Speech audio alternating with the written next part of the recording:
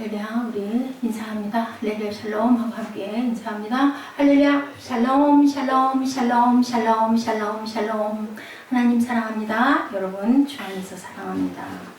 오늘 요한복음 18장 12절에서 27절 기도하지 않은 결과 베드로가 계속 예수님이 너 좀 기도 좀 1시간만 해라, 1시간만 하라 해도 3번씩 안 하다가 결국은 사탄에게 먹히는 결과가 일어났다라는 내용의 말씀 우리 함께 합독했습니다. 예수님께서 이제 드디어 체포를 당하셨어요. 그죠? 예수님을 체포하기 위해서 세 그룹의 사람들이 겟세마네 동산을 찾아온 사건이 오늘 본문에 나타났는데요. 첫째로는 누가? 로마 군인들이 찾아왔죠. 둘째는 유대인들, 제사장들과 바리새인들이 보낸 하속들이 찾아왔습니다. 그리고 예수님을 팔아넘긴 누구? 가룟 유다. 이렇게 세 패가 찾아왔는데 그냥 온 게 아니라 병기들을 갖고 왔죠. 등과 횃불 그리고 무기들을 가지고 예수님을 잡으러 밤에 겟세마네 동산에 온. 우리 마음속으로 탁 한번 영상을 한번 그려보면서 생각을 한번 해보시기 바랍니다. 예수님께서 기도하시던 중에 그들이 도착했어요. 그죠? 제자들과 물리적인 충동이 일어납니다. 몸싸움을 좀 했을 것 같아요. 제자들이 일어나서 니들이 누군데 여기 와서 회방을 오느냐 뭐 했을 거고, 그러다 보니까는 말고가 귀가 베이는 그런 상태가 되지, 괜히 귀를 그러지는 않았을 것 같아요. 베드로가 순간적으로 칼을 빼들죠. 베드로는 열심당원이었다. 열심당원들은 품에다가 그 칼을 들고 다니다가 온전치 못하는 짓을 하거나 예수를 비방하는 자들이 있으면 그냥 무조건 슬그머니 지나가다가 그냥 푹 찔러버리는 그런 아주 무서운 사람들이 이 유대인들 속에 이렇게 섞여 있었다고 합니다. 그가 칼을 들 수 있었던 것은 당시 열심당원이었기 때문에 항상 소지를 하고 다녔다. 베드로는 대제사장의 하속인 말고의 오른편귀를 지난번에 우리 함께 얘기했죠. 왼손잡이냐 오른손잡이냐, 앞에 있는 사람을 만약에 했더라면 오른손잡일 거고, 돌아서서 가는 걸 그렇게 해서 오른쪽 귀를 그렇게 했으면 왼손으로 했기 때문에 왼손잡일 거다라는 그런 그 의경에 나와 있는 설명을 제가 전해드렸습니다. 그래서 예수께서는 말고의 귀를, 떨어진 귀를 주워가지고 다시 귀에다 붙여주고, 칼을 칼집에 꼽아라. 칼은 어디에 있어야 된다? 칼집에 있어야 된다. 칼을 자주 쓰고 자주 칼로 그렇게 하는 사람은 결국은 칼로 망한다라는 유명한 말씀을 하시는 분, 지난주에 저희가 말씀드렸어요.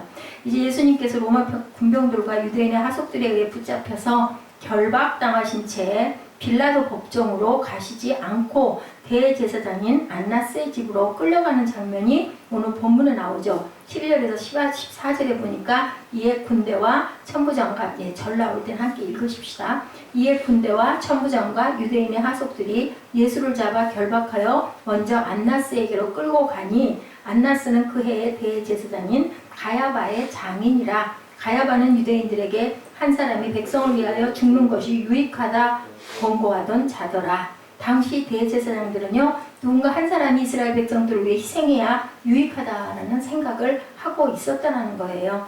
본문 말씀을 통해서 예수님께서 두 곳에서 재판받으시는 모습이 나타나죠. 아까 우리 읽을 때 첫 번째는 안나스에게로 끌고 가고 묶인 채로 다시 가야바의 뜰로 끌려가는 장면이 나타납니다. 이것은 종교적인 재판을 얘기를 하죠. 종교 재판.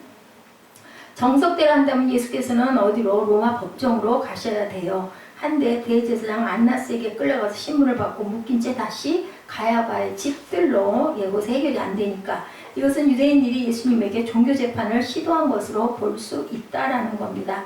성경이나 영화에 보면은, 그죠?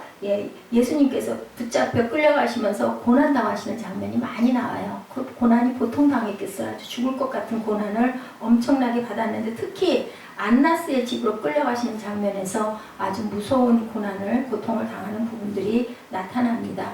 그들은 과연 예수님을 붙잡아 곱게 절대로 데리고 갔을 리가 없다.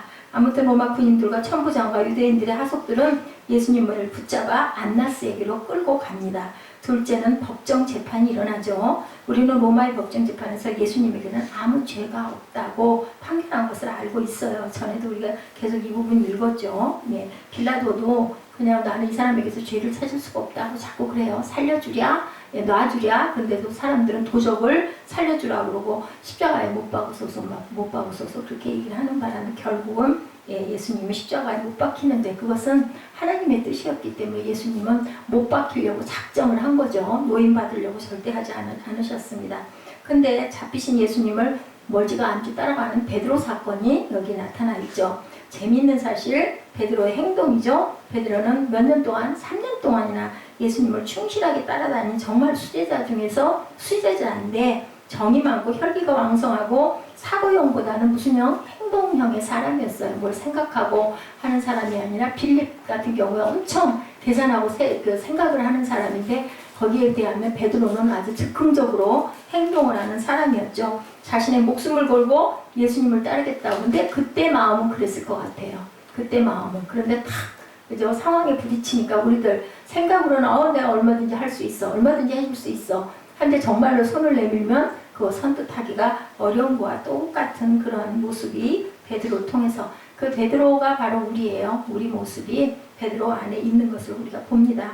예수님에게 위기가 닥치자 순간적으로 칼을 빼들고 행동으로 옮겼던 사람, 적극적이고 열정적이고 헌신적인 베드로가 예수께서 체포당하신 순간부터 그 다음부터는 미심쩍은 행동을 보이기 시작을 해요. 아무래도 이제는 예수님의 그 여러 가지 기운이 이제 기울었어. 이제 잡혀가고 돌아가시고 나면 끝나. 그러면 나도 어떻게 살 길을 찾아야지. 이제 이 마음이 드는 거죠. 누구에게나 인간의 마음 안에 있는 모습이에요. 이게. 그러니까 성령이 계시는 모습이 아니라 사람의 모습으로 예수님을 엄청 좋아했던 베드로다라는 거예요. 마가복음 14장 51, 2절에 이런 부분이 나오죠. 한 청년이 벗은 몸에 배에 홑이불을 두르고 예수를 따라오다가 무리에게 잡힘에 어떻게 했어요? 배에 홑이불을 벗어 집어 던지고 뭘로 뛰었어요? 알몸으로 도망가는 부분이 나타나요.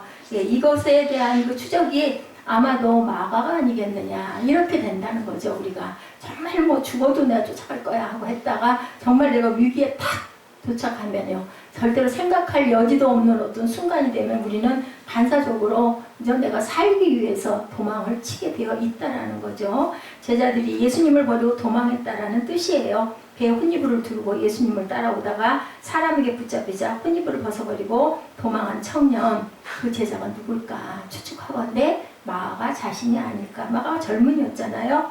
마가복음을 기록한 마가 자신이 아닐까. 아무도 없고 정확한 사실을 아는 사람은 그때 그 순간에 있던 사람밖에 없어요. 근데 성경의 여러 가지 기록으로 비교 대조해 봤을 때 그 일 것이다 라고 추측을 한다는 거죠. 누가복음 22장 54절에 예수를 잡아 끌고 대제사장의 집으로 들어갈 때 베드로가 멀찍이 따라가니라. 여기도 이렇게 말씀하고 있습니다.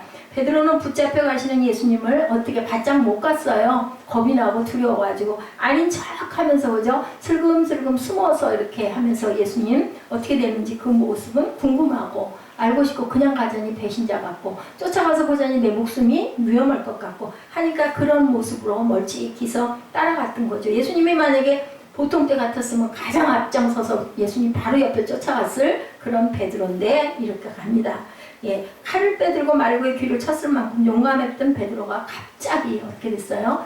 아주 굉장히 좀 뭐랄까 미온적이 됐죠. 그리고 두려움에 가득 찬 모습이 돼버렸다. 왠지 자꾸 뒤통수가 땡기는 거예요. 근데 그러다 나까지 죽으면 안 되니까 이런 마음이 든 거죠.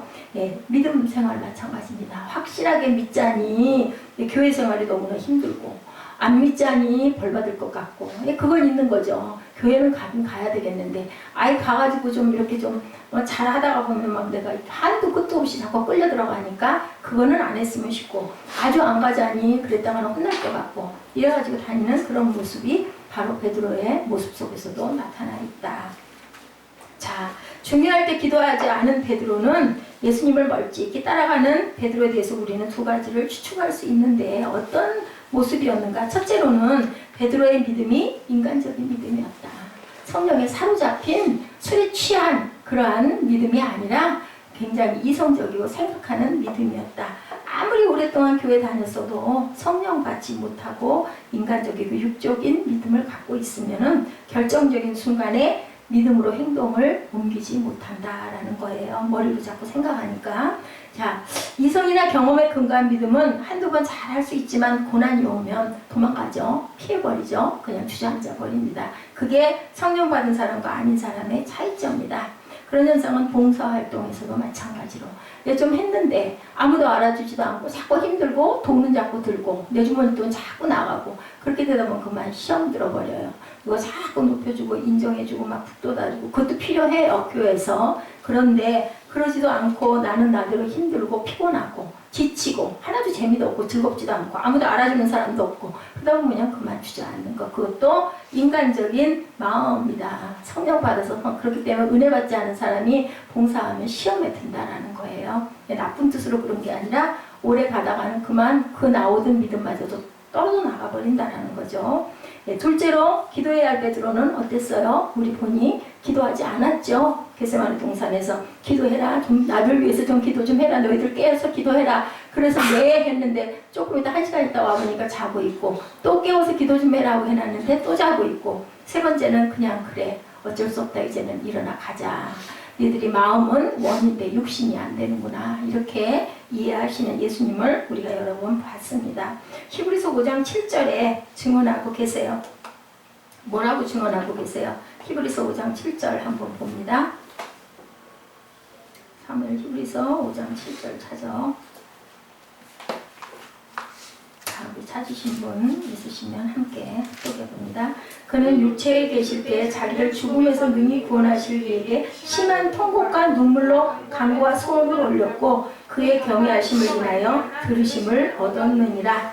예수께서 심한 통곡과 눈물로 기도하셨다는 말씀이 이해가 되지 않지요. 통곡과 눈물은 물론이고 땀이 피가 되도록 기도했다. 하나님의 아들이심에도 불구하고 하나님이심에도 불구하고 능치 못함이 없는데도 불구하고 심한 통곡과 왜 육신을 입고 오신 예수님이 아까 우리 읽었죠? 제가 기도할 때도 읽었죠. 여러분들에게 요한복음 17장에 기록되어 있는데 그 우리 세상에 있는 그들을 내가 다 너에게 주겠다고 그랬어요. 네가 믿음으로 구원해라. 한 사람도 낙오되지 않게 하려고 예수님께서는 눈물이 피가 되도록 기도를 하셨다. 땀이 피가 되도록 그렇게 기도하셨다는 거죠. 제자들을 보면 그들은 자고 있고 깨서 좀 함께 기도하자고 가시면 또 자고 있고 3번이나 기도하라고 깨우셨지만 제자들은 계속 잠만 자는 모습입니다. 자, 예수님께서 시험에 들지 않도록 깨워서 기도하라고 그랬어요. 결론은 뭐냐? 기도하지 않으면 시험에 든다. 수시로 시험에 들죠. 영적으로 충만하면요. 누가 뭐라고 해도 전혀 상관도 안 해요. 상대도 안 하죠. 보면 누가 애들이 와가지고 자꾸 어른 와서 툭툭 건드린다고 해야 싸워요. 안 싸우거든요. 아이고 귀엽다 웃고 말죠. 그죠? 근데 그렇지 않은 경우에는 싸웁니다. 그런 게 뭐냐? 대거리가 되기 때문에 그런 거예요. 사단이 들어오지 못하도록 우리 영적으로 항상 무장하고 계신 저와 여러분 되시기 바랍니다. 기도를 많이 한 사람은 어떤 위기가 찾아와도 태풍이 몰아쳐도 절대로 흔들리지 않는다. 우리가 하나님께 기도한다고 문제거리가 없어지는 게 아니라 뭐예요? 그것을 견디고 참을 힘이 생긴다. 그리고 바라보는 거죠. 저 뒤에는 뭐가 있을 건데 확실하게 믿음밖에 없다 그러죠. 결국은 믿음이 결국 뭐라고요? 순종을 낳는다. 우리 금요일날 함께 나눴죠. 기도한다고 죽은 사람이 살아나고 암에 걸린 사람이 다 낫는 게 아니라는 거예요. 기도한다고 만사형통한 것은 아니라는 거죠. 우리가 기도한다면 이겨낼 수 있는 힘을 길러나가는 거예요. 세상이 엄청난 환란의 바다거든요. 그렇기 때문에 그냥 그런 게 없이 그냥 순탄하게 가면 언젠가 파도가 다가오면 어떻게 해요? 바다에 삼켜 그냥 먹혀버려요. 그렇기 때문에 우리는 환란과 파도를 자꾸 뚫고 극복하고 이겨야 된다라는 거예요. 고난 중에도 찬송가를 부르고 영적 힘을 갖게 되는 것. 그게 뭐예요? 마귀들과 싸울지라 위에 죄악 벗은 형제여. 우리 찬송도 있죠. 그렇기 때문에 그럴수록 자꾸 기도해야 된다. 왜? 능력 길러지게. 이것도 내가 견딜 수 있어. 이 파도도 넘어간 다음에는 분명히 잔잔한 바다가 열릴 것을 알기 때문에 언제까지나 풍랑이 치지는 않거든요. 살아남아야 되는 거죠. 그것을 극복하고 기도 없는 충동적인 생각과 행동이 결국은 베드로는 잠자고 기도 안 하고 영적으로 잤다는 얘기예요. 육적으로 잤다라는 얘기일 수도 있지만 육적으로 자니까 영적으로도 잤죠. 그죠? 그렇게 되다 보니까 결국은 예수님을 3번이나 부인하고 통곡을 하는 그런 장면을 우리가 압니다. 충동적 생각과 행동을 하게 되고 결국은 멸망에 빠지는 결과가 이 베드로를 통해서 나타난다. 충동적인 생각과 행동은 멋져 보일 수도 있지만 최악의 결과를 낳는다라는 것을 우리가 꼭 알아야 된다. 그죠? 우리가 어떤 충동에 그냥 애까지 것까지 내가 뭐 그런다고 나 죽겠어? 하고 저지르고 나면 나중에 엄청나게 후회를 한다는 거예요. 그래서 절대로 충동적인 행동은 하지 말아야 된다. 어떻게 지혜롭게 그 산을 잘 넘어갈 줄 알아야 된다. 베드로가 기도하지 않은 결과로 충동적 행동을 자행해서 말고의 오른편 귀를 베었죠. 예수께서 모든 상황에 대비해서 기도로 준비하신 것을 뜻한다. 예수님은 뭐하고 계셨어요? 여러 번 기도하셨기 때문에 그 일이 일어날 걸 아셨기 때문에 절대로 그죠? 거기에서 뭐 화를 내거나 혈기를 부리거나 도망을 가려고 하거나 비굴한 모습은 절대 보이지 않았다. 결국은 뭐예요? 우리는 항상 준비되어 있어야 된다는 거예요. 뭐함으로? 기도함으로 준비하고 절대로 피해 도망가려고 할 필요도 없다. 뭐 때문에? 믿음으로 우리가 믿고 있기 때문에. 자, 인생에서 봄도 있고 여름도 있고 가을도 있고 겨울도 있어요. 그죠? 인생은 항상 평안하고 온화한 게 아니라 시련이 항상 있어요. 계절마다도. 봄은 봄대로 겨울은 겨울대로. 그죠? 아무리 좋다라는 여름 가을에도 쓰나미가 있고 파도가 있고 폭풍이 있습니다. 눈사태가 있습니다. 그런데 그때마다 우리는 그것을 이기고, 전 이렇게 얼핏 생각해 보니까요, 내가 그래도 이 나이까지 이만큼 이렇게 잘 살아온 거 정말 기적이다라는 생각이 들어요. 요즘에는 그런 마음이 더 많이 들어요. 그전에는 그냥 당연히 뭐 이렇게 잘 살아가는 거지 그랬는데, 요새 이제 뭘 조금 알겠다 싶으니까, 왜냐하면 일상 자체가 기적스러울 때가 너무 많아요. 아무것도 아닌 일로 엄청나게 상처를 받기도 하고, 내가 곧 그냥 여기서 주저앉을 것 같은 그런 마음에 그런 어떤 시험이 들기도 하고, 작은 일, 생길 줄도 알지도 못했던 어떤 작은 일로 인하여 엄청 기쁘기도 하고, 하루의 일상이 기적이고 신비라는 생각이 들더라고요. 그러니 그죠? 세상에 얼마나 못 먹고 못 살고 정말 병으로 순간순간 죽어가는 사람들이 얼마나 많아요.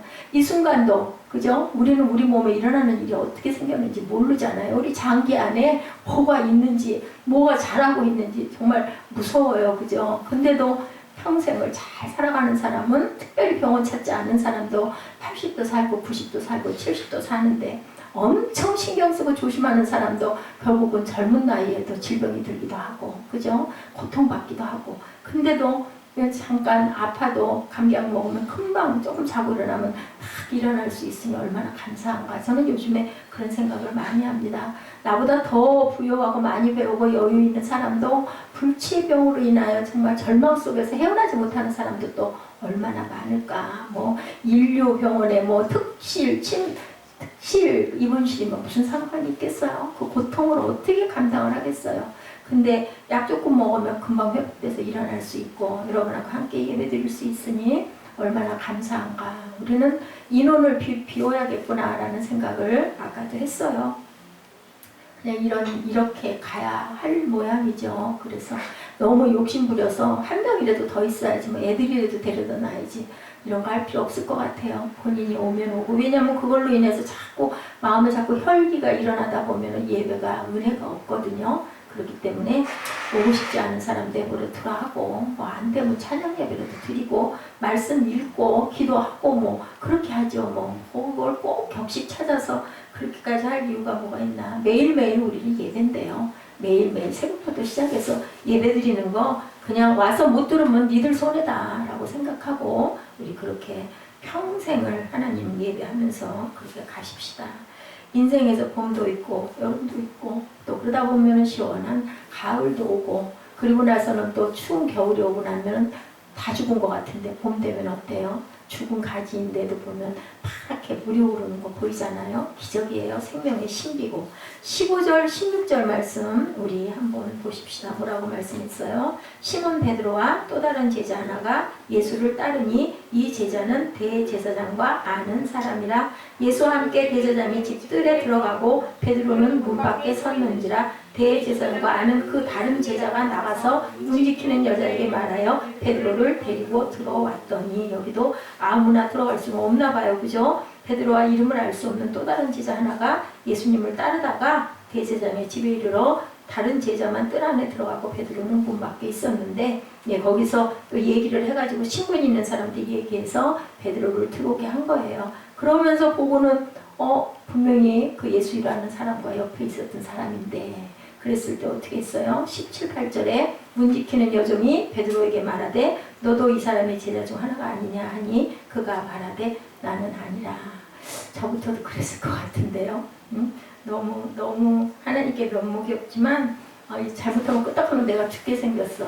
그냥 갈 수는 없겠고 보기는 해야 되겠는데 딱 보고 당신 거기 같이 있었지 하면 아닌데요 할 것 같아요. 예, 여기 보면 너무너무 비겁해. 근데 그 비겁함이 남이 아니라 바로 나라는 얘기죠. 그보다 더 할 수도 있어요. 따라가지도 않고 줄행랑을 쳐 도망가 숨어가지고 가슴을 새 가슴처럼 팔딱거리고 있을 수도 있는 거예요. 베드로를 탓할 일이 아니에요. 추운 고로 종과 하속들이 뭐라고 있었어요? 숯불을 피고 서서 쬐니 베드로도 함께 서서 쬐더라. 추운 건 알아가지고 그 상황에도 또 불 쬐고 있죠. 근데 문 지키는 여자가 베드로를 보고 예수님의 제자 중에 하나라고 지적하니까 또 베드로가 아니라고 또 부인하는 그런 장면이 나타납니다. 사람은 한번 겁을 먹기 시작하면 뭐만 봐도 겁난다고 그래요. 소뚜껑만 봐도 자라보고 놀란 것은 소뚜껑 보고도 놀란다라는 그런 옛말이 생각이 납니다. 예, 그랬을 것 같아요. 자신의 신분을 숨기고 자신의 신앙 고백마저도 바꾸게 되는 지경에 이른다. 뭐기 때문에? 인간적인 믿음이었기 때문이에요. 성령을 받으면 뭣도 우리가 순교도 할 수 있어지는데 그게 그 순교하는 사람은 대단하고 베드로는 아니어서가 아니라 성령을 받으면 그 마음이 되는 거죠. 내가 하는 게 아니라 능력 주시는 자 안에서 내가 모든 것을 할 수 있기 때문입니다.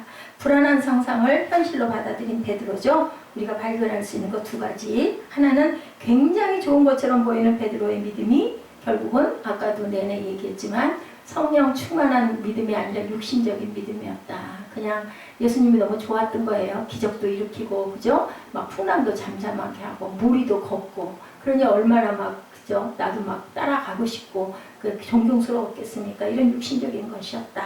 이런 믿음은 보통 때 잘 드러나지 않다가 위기의 상황이 닥치면 베드로처럼 영락없이 행동을 하고도 남음이 있다. 그보다 더하게 배신도 하잖아요. 가룟 유다 같은 경우에는 그죠?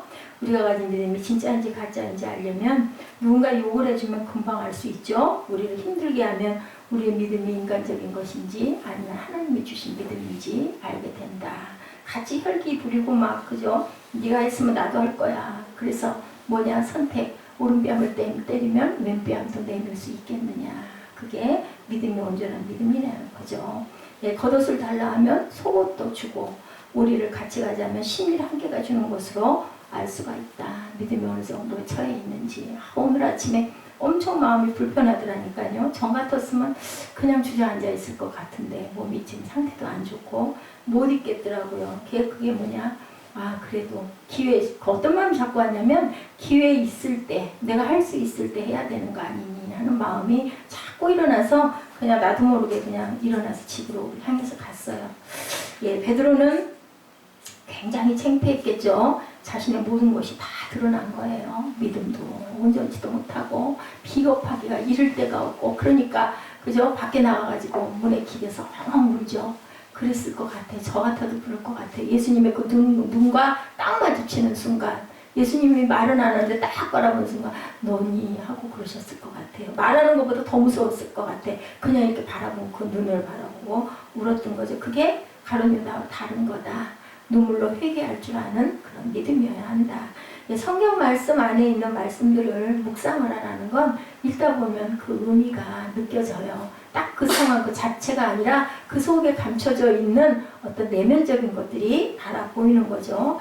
예. 또 하나는 베드로가 상상으로 여기던 불안을 현실로 받아들였는데 우리 인생에 이렇게 위기가 올 수도 있다는 거예요. 어쩌면 건강을 잃어버리고 직장에서 그죠? 내쫓김을 당할 수도 있다. 예, 다음 직장이 구해지지 않을 수도 있다. 그렇게 되면 우리가 어떻게 돼? 엄청 마음이 조급해지고 그죠? 성격이 막 달라져 버려요. 그렇게 되면 전혀 뭔가 헤아리거나 참을 줄을 모르는 그런 성격 그리고 막 괜히 불끈불끈 화를 내게 되고 여유가 없어지니까 누구도 그게 안 그럴 수 있다라고 얘기할 사람은 아무도 없다. 당해봐야 안다는 거죠. 자, 19절에서 21절, 자, 이런 현상 한번 봅니다. 신문을 받으시는 예수님에게 어떻게 됐나? 대제사장이 예수에게 그의 제자들과 그의 교훈에 대하여 물으니 예수께서 대답하시되 내가 드러내어 놓고 세상에 말하였노라. 모든 유대인의 모이는 회당과 성전에서 항상 가르쳤고 은밀히는 아무것도 말하지 아니하였거늘 어찌하여 내게 묻느냐? 내가 무슨 말을 하였는지 들은 자에게 물어보라. 저희가 나의 하는 말을 다 아느니라. 나는 잘못 얘기한 게 없어. 잘못 전한 게 없어. 근데 왜 나한테 그렇게 하니? 네 그 사람들한테 가서 물어봐 하고 얘기하시는 거예요. 베드로가 불안에 사로잡혀 문지기 여종에게 어려움을 겪고 있을 때 대제사장 안나스는 예수님을 이제 신문하기 시작하는 부분입니다. 안나스는 예수님에게 무엇을 가르쳤냐고 추궁을 하고, 그리고 예수님은 뭐라 그래요? 가서 물어봐. 내가 얘기한 거 그대로 얘기할 거야. 나는 은밀하게 얘기한 게 없고 다 드러내놓고 회당에서도 가르쳤다. 주님의 말씀은 누구를 공격하지도 않으셨다라는 거죠. 나는 두려움이 없다. 누구를 비방한 적이 한 번도 없다. 그것은 기도로 하나님과 충분히 교통했기 때문에 당당하신 거죠. 너희들이 나를 어떻게 할까? 나는 죽기 위해서 너희들에게 잡혀온 사람이야. 그러니까 너희들 하고 싶은 대로 해봐라. 오히려 그럼으로 인하여서 신문하는 사람들이 움찔하게 만들죠. 저렇죠. 어디서 무슨 배짱으로 저럴까? 그죠? 목숨이 하나밖에 없는데. 근데 목숨이 두렵지 않은 거죠. 예수님께서는 전혀 누가 뭐라 그래도 흔들릴 이유가 예수님에게는 없어요. 왜냐하면 가야 할 곳이 딱 정해져 있기 때문에 니들이 나를 그렇게 해야 내가 하나님의 뜻을 이루는 거야. 이렇게 생각을 하고 계신 거죠. 당당한 태도, 뭘로? 기도로 준비하셨기 때문에 우리도 이런 마음을 본받고 그렇게 따라 살아가야 된다라는 거죠. 세상의 권력자들은 매사에 당당한 사람을 싫어해요. 그죠? 저 녀석이 제가 그때 그 효자 얘기하면서 그랬잖아요. 사또한테 갔다 오더니 오히려 뭐 뻣뻣이 세우고 막 무슨 개선 장군처럼 오니까 막 미운 거죠. 똑같아요. 왜 나한테 좀 이렇게 막 죄송합니다 그러고 무릎 꿇고 살려주세요 안 하고 저렇게 당당해 뭘 믿고 저래? 미운 거죠. 22절에 이 말씀을 하심에 곁에서는 하속 하나가 손으로 예수를 쳐 가로되 내가 대제사장에게 이같이 대답하느냐. 뭐예요? 건방진 녀석아 그러는 거죠. 너 어디서 말 대답을 또박또박하고 마주바로 보고 그따위로 불어? 이 얘기예요. 예수님의 말씀이 옳은가 그른가 절대로 중요하지 않아요. 예수님의 태도가 온전치가 않고 건방지다. 왜? 고개 숙일 줄 모르느냐 이거죠. 그래서 옆에 있던 하속이 예수님께 뭐 했어요? 주먹질을 하죠. 주먹을 날리죠. 하지만 예수님께서는 절대 동요하시지 않은 모습. 23절이죠. 예수께서 대답하시되 내가 말을 잘못하였으면 그 잘못한 것을 증거하라. 잘하였으면 내가 어찌하여 나를 치느냐 하시더라. 왜 때려? 그거예요. 한마디로. 왜 때려? 사무엘 뭐해? 응? 성경 보라니까. 그러려면 뭐하러 왔어? 집에 있지. 응? 야단 맞을까봐 와서 그럴 거 없어. 그리고 속썩이지 말고 약속을 했으면 약속을 지켜. 나와라 했으면 얼른 못 믿고 나오고 아니면 먼저 가세요. 제가 자전거로 갈게요. 또박하니 얘기할 줄 알아야 돼. 남자답게. 야단 맞을까봐 왔으면 예배 드릴 마음이 전혀 없는 거잖아. 아니려면 성경 찾을 때 같이 찾아야 되고.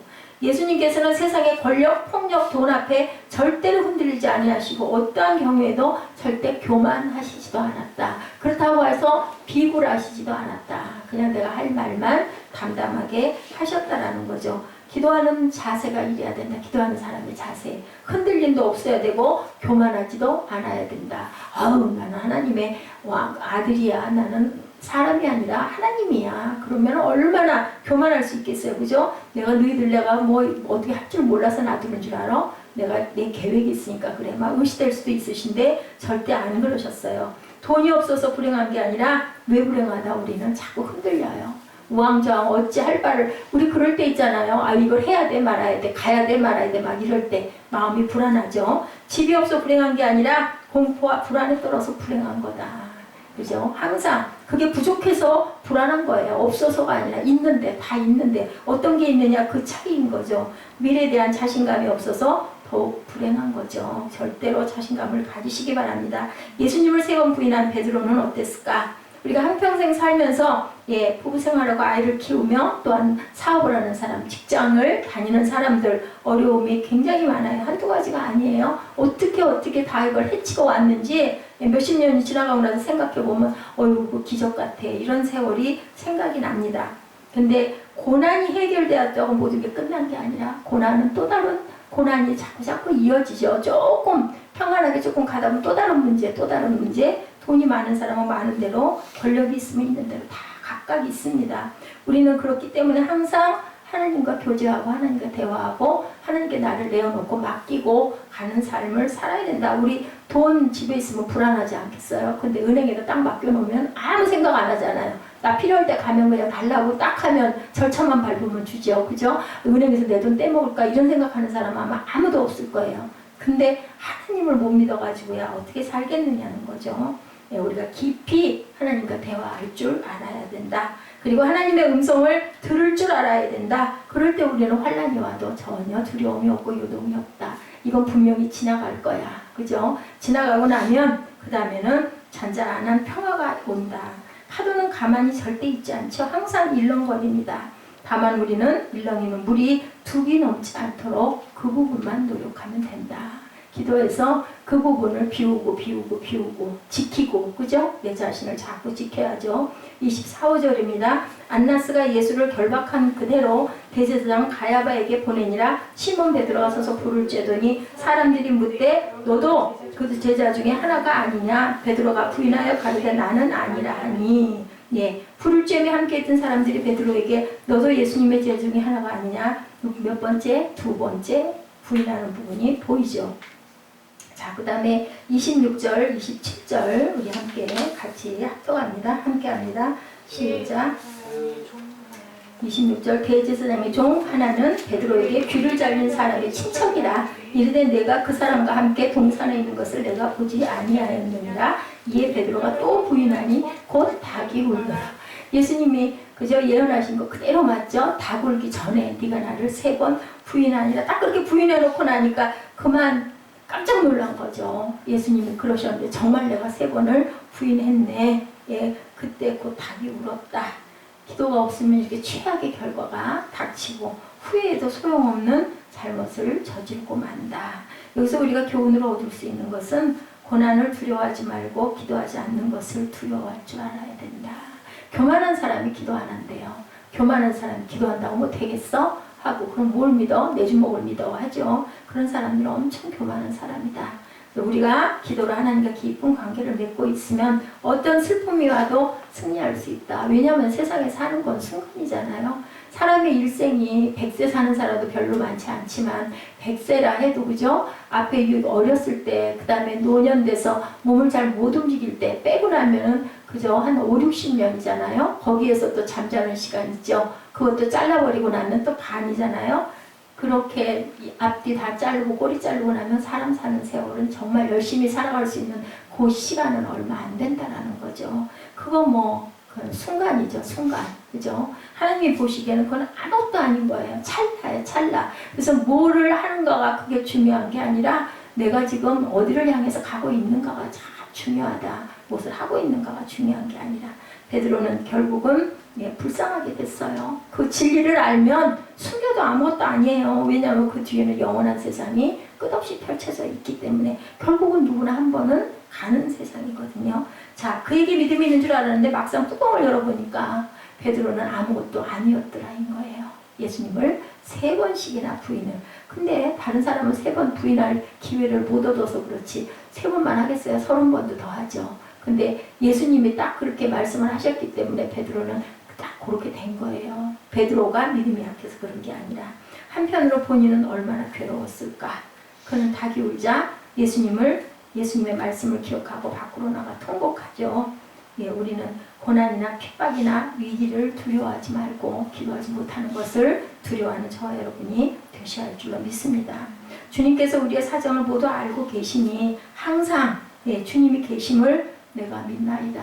우리가 든든히 하나님께서 나의 피난처가 될 수 있다는 것을 믿고 알고 구하는 마음이 되게 주옵소서 하고 항상 기도하시는 저와 여러분 되시고 베드로가 딱 우리가 나는 베드로만도 못하다. 베드로만만 해도 그죠? 성 베드로거든요. 베드로는 결국은 그러면 성자가 되는 거예요. 베드로만만 해도. 근데 베드로도 이렇게 엉망이고 형편이 없었다. 그런 베드로를 예수님께서는 끝까지 버리지 않고 찾아오신다. 우리에게도 주님께서는 늘 부르시죠. 찾아오시고 그것이 무언가 그것이 선물이고 축복이라는 것. 그러니까 예수를 알게 되고 예수를 믿고 예배를 드리려고 하는 마음을 갖는 것 자체가 저와 여러분에게는 엄청난 축복이라는 거. 세상 사람들은 그것을 비웃을지도 모르고 아이고 어찌 그렇게 어리석어 할지 모르지만 누가 어리석은가. 그것은 그죠? 그것은 마지막 때 보면은 알게 되는 거죠. 우리 영은 절대로 죽지 않으니까요. 그렇게 생각하시고 결단하시고 항상 기도하시고 주님과 가까이 하시고 영생은 유일하신 참 하나님과 그가 보내신 자 예수 그리스도를 아는 것이라 그랬어요. 열심히 알아가시고 절대로 옆길로 한눈 팔지 않으시는 저 여러분 되시기를 주님의 이름으로 축복합니다. 자, 너는 담장 넘어 우리 찬양하고 축도로 예배를 마치도록 합니다.